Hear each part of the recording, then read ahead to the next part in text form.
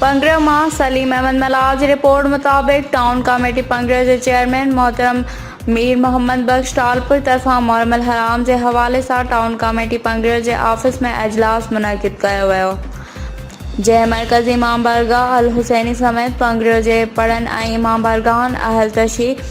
जे अगवानन मौलवी मीर खान संजरानी, राहत अली शाह, सज्जाद अली, रबडिनो मलाह, गुलाम रसूल खासकेली, हाकिम शोरो, ज़मीर अब्बास उमरो ऐं ॿियनि शिरकत कई। इजलास में मुहर्रम अल हराम दौरान इंतज़ामिया के हवाले से गौर विचार किया वियो, जॾहिं त